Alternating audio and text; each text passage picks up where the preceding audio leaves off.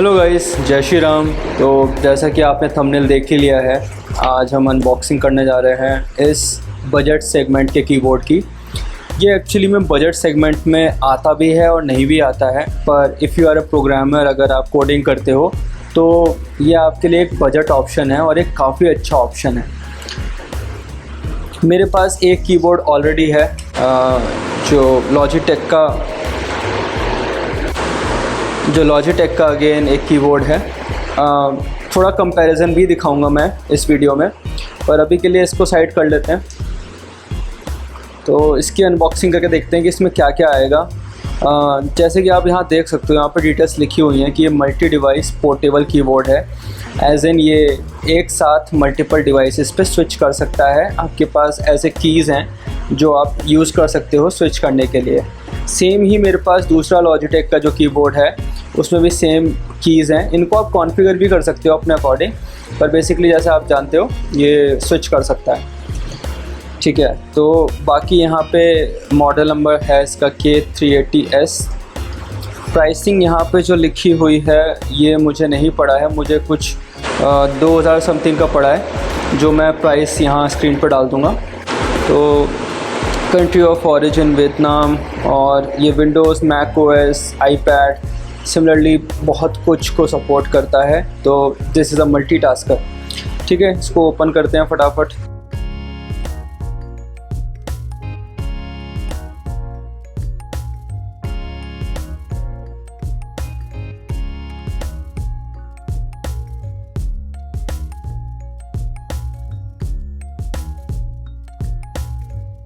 ये दो और यहाँ पे भी है।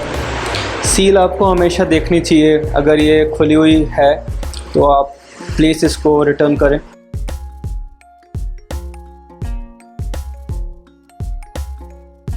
ठीक है, फाइनली ये है आपकी पैकिंग, और काफ़ी अच्छी पैकेजिंग है। इसको निकालते हैं, इसको साइड में रखते हैं। तो ये है आपके पास एक तरीके की इंस्ट्रक्शंस। इसके पीछे ऑन का ऑप्शन है। ये ब्लूटूथ इनेबल्ड कीबोर्ड है, तो आपको सेटिंग में जाके ब्लूटूथ ऑन करके इससे पेयर करना पड़ेगा। और यहाँ पे और सपोर्ट के लिए डिटेल्स दे रखी हैं। ये यहाँ पे लिखा हुआ है कि आप एक लॉजी ऑप्शंस प्लस ऐप को डाउनलोड करके अपने अकॉर्डिंग इन कीज़ को, जो भी कीज़ एक्चुअली में कॉन्फ़िगरेबल हैं, उनको आप कॉन्फ़िगर कर सकते हो। ठीक है, और यहाँ पे आप इस QR कोड को स्कैन करके शेयर कर सकते हो एक्सपीरियंस, और कुछ नहीं है। ठीक है, अभी आप सोच रहे होगे कि इसमें कोई केबल या वायर नहीं आया है चार्जिंग के लिए, तो उसका रीज़न मैं बताता हूँ क्या है। एक मिनट, इसको ज़रा साइड में रख दूँ। तो उसका रीज़न ये है कि अगर आप इसके पीछे जाओगे, इसको आप अगर ओपन करते हो तो आपको यहाँ दिखेगा कि ये सेल ऑपरेटेड है। अभी अगर मैं इसको निकाल दूँगा तो ये कनेक्शन इनेबल्ड हो जाएगा। ठीक है, तो ये आपको याद रखना है कि ये चार्जेबल नहीं है, जो आपको एक फैसिलिटी भी देता है और इसके साथ कुछ प्रॉब्लम्स भी आती हैं। अब अगर इस कीबोर्ड की बात करें तो ये सर्कल्स काफ़ी छोटे हैं। अगर आपकी फिंगर्स वाइड हैं, मोटी हैं, तो उन केस में शायद आप गलती से एक की जगह दो की प्रेस कर दो। ठीक है, ये एक इशू है। अगर मैं इसको इस कीबोर्ड से कंपेयर करूं तो यहाँ पे वो एक कंसर्न नहीं है, क्योंकि यहाँ पे अगर आप देखोगे तो फिंगर्स आराम से अलाइन हो रही हैं, आप गलती करने के चांसेस कम हैं। लेकिन यहाँ पे आपको टच एंड फील से एडजस्ट करना पड़ेगा, देन ओनली आप हो सकता है कि आप सेम की को प्रेस करो जो आप करना चाहते हो। तो ये एक हैबिट है। अब अगर मैं इसका वेट देखूं, क्योंकि इसमें दो सेल पड़े हुए हैं तो उसका भी वेट है, प्लस कीबोर्ड का भी वेट है। तो नॉट हैवी, पर आपको वेट फील होगा इसका। ठीक है, अब अगर मैं इसकी साइड से बात करूं तो ये अगर आप देख रहे हो तो ये नीचे जाते जाते पतला होता जा रहा है। तो इससे क्या होता है कि आपको एक तरीके की एलिवेटेड फीलिंग आती है, तो आपको ऐसे नहीं लगेगा ये स्ट्रेट सरफेस पे है। अब अगर मैं इसको इससे कंपेयर करूँगा तो ये ऑब्वियसली फार बेटर है, क्योंकि यहाँ पे एक हम्प है तो इससे आपको और बेटर एलिवेशन मिलता है। इसी वजह से मैं इसको प्राइमरीली यूज़ करता हूँ। ये मेरा सेकेंडरी कीबोर्ड है। तो अभी मैं इसको पोर्टेबिलिटी के लिए यूज़ करूँगा, मेरे ऑफिस पर्पज़ के लिए, क्योंकि मुझे रोज़ इसको लेकर जाना है और वापस लाना है। ठीक है, तो अब इसको ज़रा ऑन करके और यूज़ करके देखते हैं। ठीक है, तो finally sale activated and it's on. आप यहाँ पे ब्लिंक देख सकते हो, तो ये दिखा रहा है कि आप नंबर 1 पे एक्टिव हो। इफ़ यू प्रेस 2 तो 2 एक्टिव हो गया, इफ़ यू प्रेस 3 तो 3 एक्टिव हो गया। तो ऐसे आप इसको एक्टिवेट करते हो। अभी ऑब्वियसली मेरा एक ही डिवाइस पेयर्ड है, तो मतलब एक्चुअली अभी तो मेरा एक भी पेयर्ड नहीं है। ये है आपका इंडिकेशन ऑफ और ऑन का। अगर यहाँ पे आपको रेड दिख रहा है तो ये ऑफ है, अगर आपको यहाँ पे ग्रीन दिख रहा है तो ये ऑन है। ठीक है, ऐसा ही कुछ मुझे मेरे प्राइमरी कीबोर्ड में भी दिखता है। ठीक है, अब ये USB चार्जेबल है, इसमें सेल नहीं डलते हैं, तो ये एक बेटर है। ठीक है, अब इसको कॉन्फ़िगर करके देखते हैं। मेरे पास फ़िलहाल मैक मिनी है कॉन्फ़िगरेशन के लिए, तो मैं एक बार उससे कॉन्फ़िगर करके आपको दिखाता हूँ। ओके, तो अभी तो मुझे अपना प्राइमरी कीबोर्ड यूज़ करना पड़ेगा लॉगिन के लिए।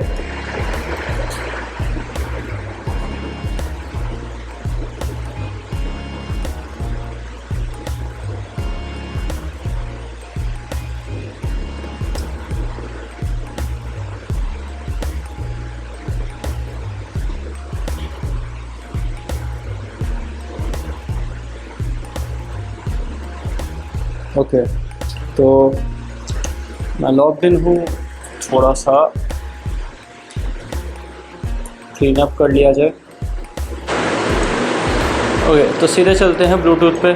ये विंडोज़ के लिए भी सेम ही होगा, कुछ खास डिफरेंस नहीं होगा इसमें। तो अब यहाँ पे आप देख रहे होगे, तो बाय डिफ़ॉल्ट मुझे पेबल दिख रहा है। मैंने कुछ नहीं किया, मेरा सिंपली ब्लूटूथ ऑन था। तो लेट्स कनेक्ट। यहाँ पे आपको कुछ नहीं दिखेगा, बस आपको यहाँ पे जो दिख रहा है, तो आपको यहाँ पे साफ साफ बोल रहा है वो कि please type the following passcode on the keyboard. तो आप बस भरोसा करके टाइप कर दो, तो 285311 और प्रेस एंटर। जैसे ही आप एंटर प्रेस करोगे आपके पास ये ओपन होके आएगा। तो सेटअप कर लो। तो यहाँ पे बोल रहा है कि ये OS के अकॉर्डिंग होगा, आपके ऑपरेटिंग सिस्टम के अकॉर्डिंग कुछ होगा, मेरे ऑपरेटिंग सिस्टम के अकॉर्डिंग कुछ है। तो मैं जल्दी से इसका सेटअप कर लेता हूँ।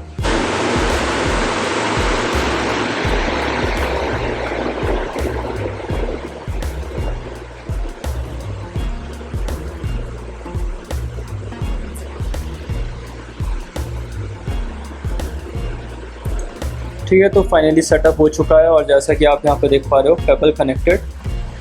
ठीक है, इसने मेरा ये वाला डिस्कनेक्ट कर दिया है MX कीज़, जो मेरा प्राइमरी कीबोर्ड है। तो अभी मैं इसको यूज़ नहीं कर पाऊँगा, लेकिन जैसे ही मैं कनेक्ट करूँगा वैसे ही मेरा कनेक्ट भी हो जाएगा, राइट। तो अभी आप देख पा रहे हो कि मेरे दोनों के दोनों कीबोर्ड कनेक्टेड हैं। ये मेरा MX कीज़ है, ये मेरा पेबल है, दोनों कनेक्टेड है। ठीक है, अब एक जल्दी से टाइपिंग टेस्ट कर लेते हैं। ओके, तो सिंपली चलते हैं टाइपिंग टेस्ट, और ये रही वेबसाइट।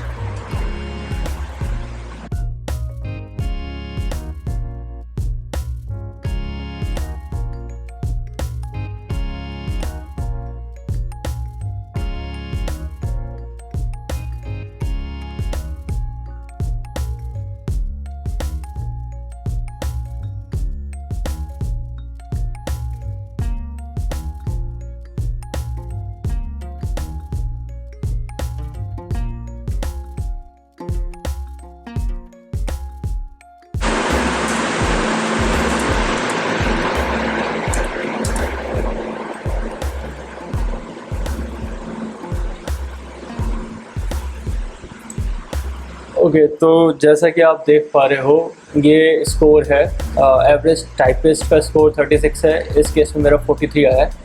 अब मैं रीटेक करूँगा टेस्ट। बस फ़र्क ये है कि अब मैं अपना MX कीज़ वाला जो मेरा प्राइमरी कीबोर्ड है उसके साथ चेक करूँगा, सिर्फ कंपेयर करने के लिए कि कितना फ़र्क पड़ता है।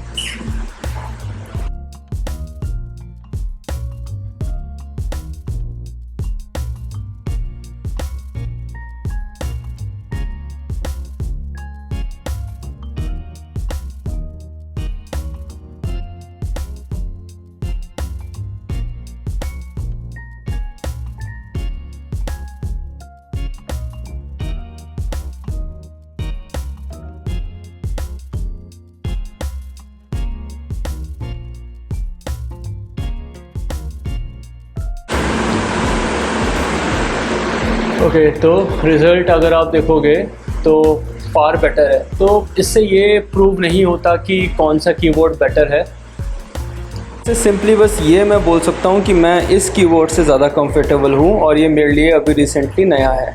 अगर आप साइज़ कंपेयर करोगे इन दोनों कीबोर्ड का तो ये वाला ऑब्वियसली काफ़ी पोर्टेबल है, ये वाला उतना पोर्टेबल नहीं है। ऑब्वियसली ये महंगा है, हैवी है, तो मैं रिकमेंड भी नहीं करूँगा इसको आप हर जगह लेकर जाओ, क्योंकि कुछ भी हो सकता है यार।